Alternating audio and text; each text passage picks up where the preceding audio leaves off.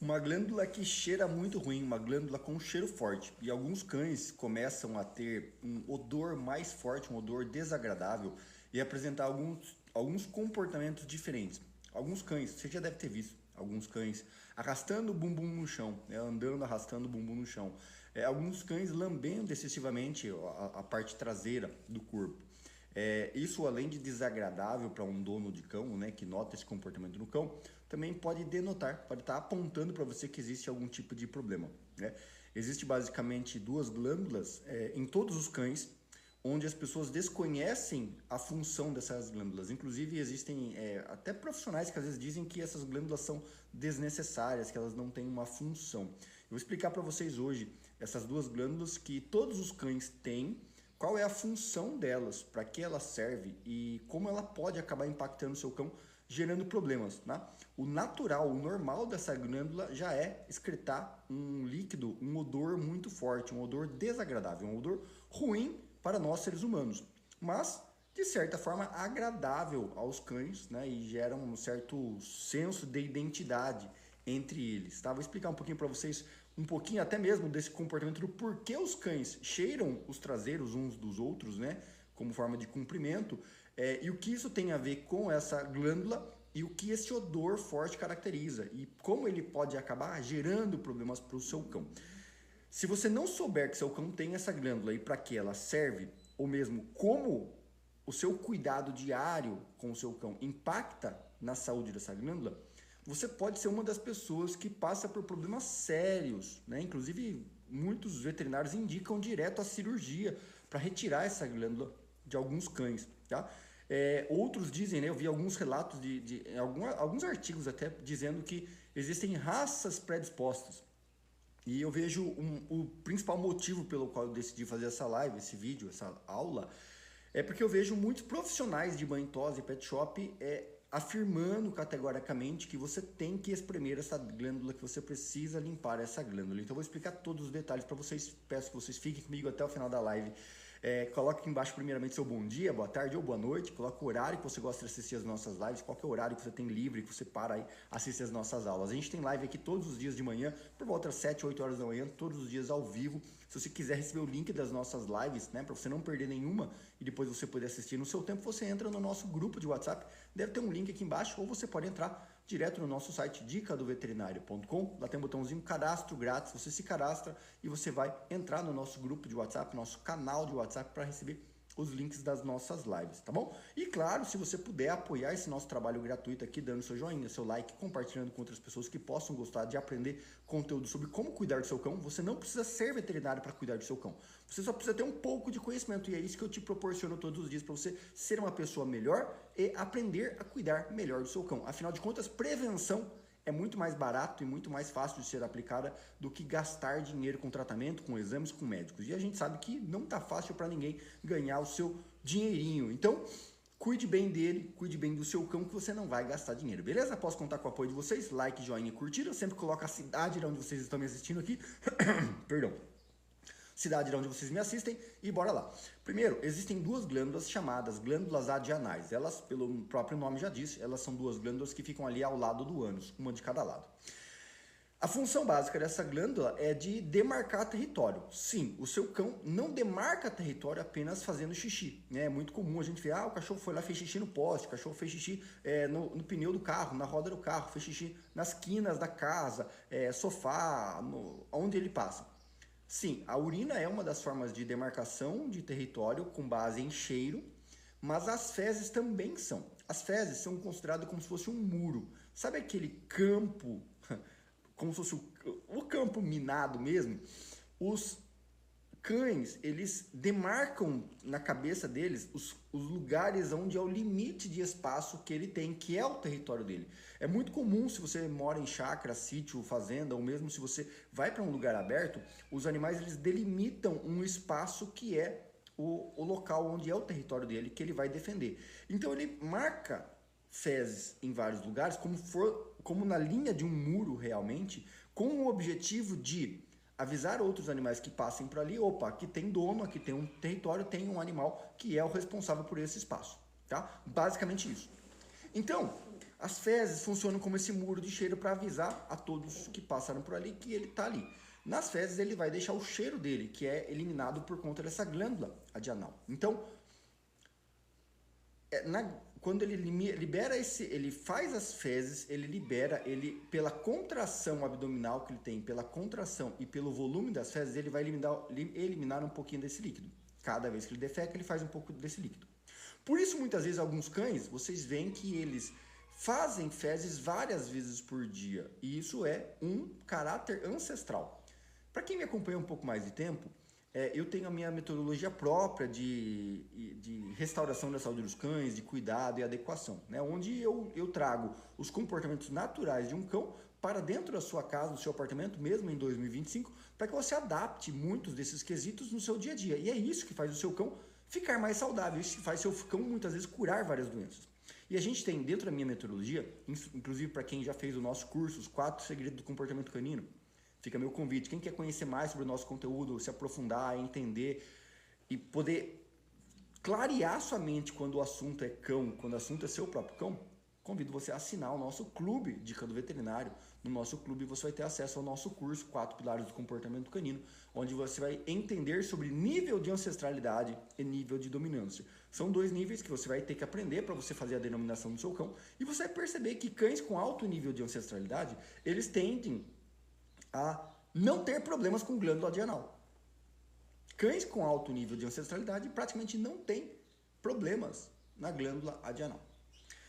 Cães com baixo nível de ancestralidade, na teoria, tendem a ser cães com maior nível de humanização do seu comportamento, ou seja, a perda do seu nível de ancestralidade gera no cão comportamentos mais humanos, o que deixa ele distante da própria fisiologia. Ou seja, são cães que não podem ficar muito tempo em jejum, vão vomitar, são cães que volta e meia estão com as fezes mais amolecidas, são cães que às vezes não gostam de comer carne, são cães que querem que quebre a ração para ele poder comer, são cães que fazem cocôzinho, xixizinho apenas no tapetinho higiênico, apenas no cantinho, espera passear, que fazem as fezes facilmente em casa, que não esperam passear, não precisam passear para fazer as fezes, né? Então, esses animais são animais que tendem a não ter tanta pressão na hora de defecar, são cães que tendem a reter mais esse líquido dessa glândula adrenal e, consequentemente, um cão que não libera regularmente esse líquido da glândula adrenal, um cão que, consequentemente, não tem a fluidez correta nessa glândula adrenal e concentra mais essa glândula, ele tende a ter problemas, né? O conteúdo da glândula, se permanecer muito tempo parado, sem uso, com pouca saída, ele tende a se concentrar e ficar mais consistente, de forma com que ele fica duro. E aí ele vai ficando realmente cada vez mais grosso, o líquido grosso, a ponto de não sair pelo canalículo, né? Que ele deveria sair. E muitas vezes não sai nos momentos onde deveria sair. E isso leva muitas pessoas de pet shops a te orientar. Olha, tem que espremer a glândula. Vamos espremer a glândula? Quer que espremer a glândula? Só que o ato de espremer a glândula é uma agressão ao corpo, é uma agressão à glândula. Então, se não souber remover o líquido da glândula corretamente, se fizer muita pressão, se apertar demais, ou se o líquido dessa glândula estiver muito concentrado, muito endurecido, o espremer pode agredir ainda mais a ponto de romper a glândula, machucar a glândula, o que vai colocar de fato esse cão como um animal que vai ter a obstrução dessa glândula, que vai ter o inchaço e vai ter uma inflamação dessa glândula, necessitando de tratamento mais pesado. Portanto, o ideal, o que seria o ideal? O ideal seria não espremer a glândula, o correto, não espremer a glândula, ponto. E para os animais que têm baixo nível de ancestralidade, eu tenho que conduzir o comportamento para estimular esse nível de ancestralidade, para que ele faça uso dessa glândula.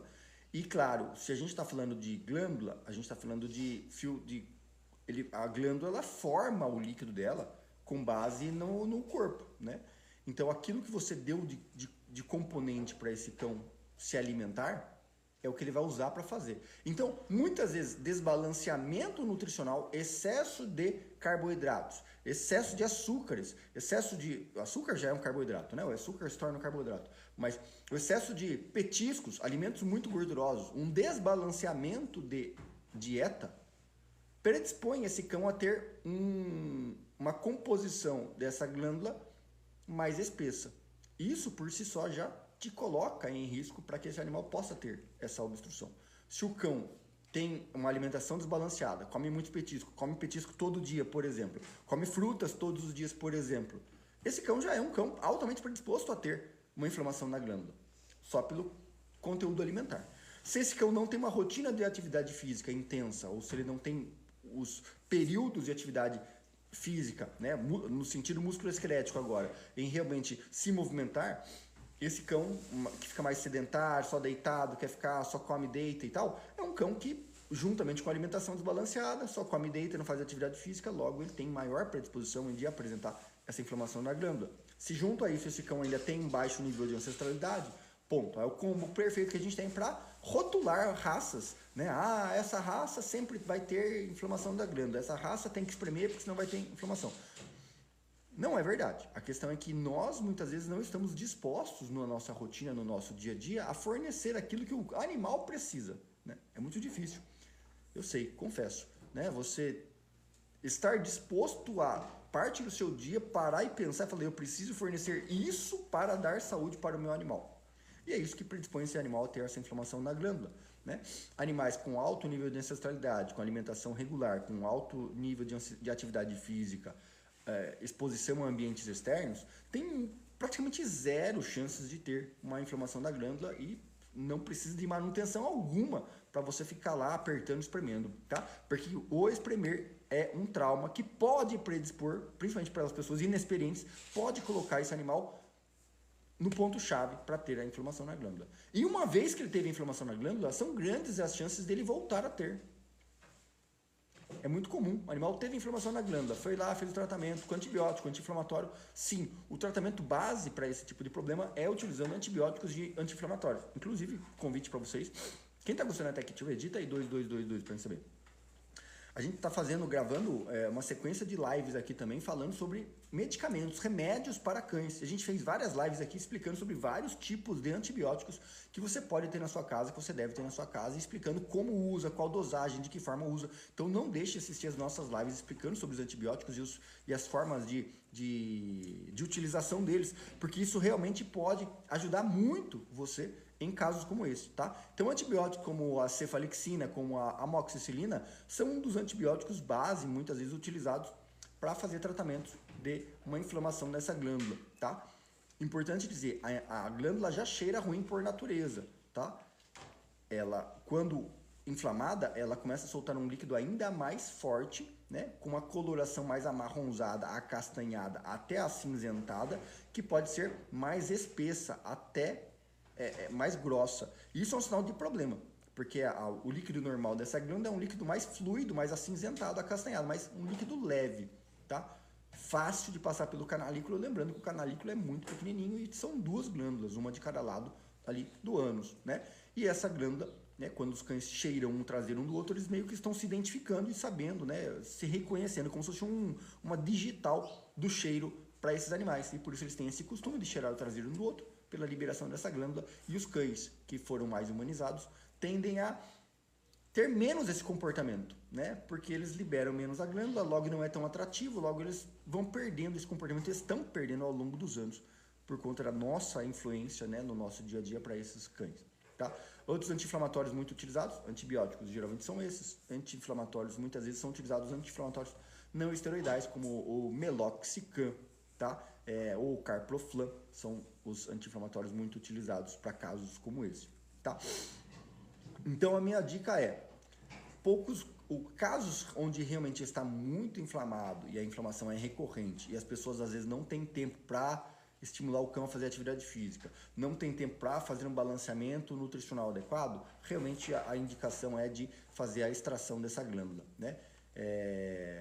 Tem que fazer a cirurgia para remover essa glândula, para que não tenha mais problemas. Agora, se você, sabendo desse conhecimento que eu estou te passando, você tem condições de cuidar melhor do seu cão para amenizar qualquer chance dele ter esse problema, né? Basta você seguir esses passos que você consegue mudar a realidade atual do seu cão para que ele não chegue a ter esse problema, beleza? Quem gostou da nossa live, digita aí 10, 10, 10, 10. Quem quiser falar comigo, a gente tem as consultorias online pelo nosso WhatsApp. Pessoal, membros aqui do YouTube têm acesso à resposta das dúvidas e perguntas, tá? Então, conforme vocês assinam, vocês se tornam membros do canal, vocês estão apoiando o meu trabalho. Vocês têm uma tela, né, para vocês enviarem as suas dúvidas, né? Os comentários dos vídeos aparecem para mim em uma tela separada para que eu possa responder cada um dos comentários. Se você quiser sugerir temas e novas lives pra gente, gratuitamente, você pode entrar no nosso site, dicadoveterinário.com, enviar dúvida grátis, e você vai clicar lá, mandar sua dúvida gratuitamente pra gente, tá bom? E aos membros do nosso clube, né? Quem é membro do clube já tem acesso direto a mim, né? É uma outra forma simples e fácil para você ter solução de dúvidas, dúvidas simples, dúvidas básicas. Agora, se você realmente quer falar comigo, mandar foto, vídeo, exame e tal, ter uma atenção especial, você precisa contratar um plano de consultoria, só ativar um plano de consultoria pelo WhatsApp, você vai falar comigo qualquer dia da semana, sábado, domingo, feriados, à noite, de manhã, muitas vezes, tá? A gente tem agenda praticamente o dia todo, inclusive terminando essa live já tem algumas pessoas para fazer o atendimento desta sexta-feira, tá bom? Grande abraço a vocês, dicadoveterinário.com é onde tem todos os detalhes, tá bom? Lá é onde tá tudo detalhado, né? Então, dentro das consultorias a gente consegue tirar um suporte bem legal para poder te dar uma atenção e entender melhor do seu problema e te dar minha orientação com base na minha experiência, com base na minha metodologia, tá bom? Um grande abraço para vocês, um ótimo dia e até mais. Tchau!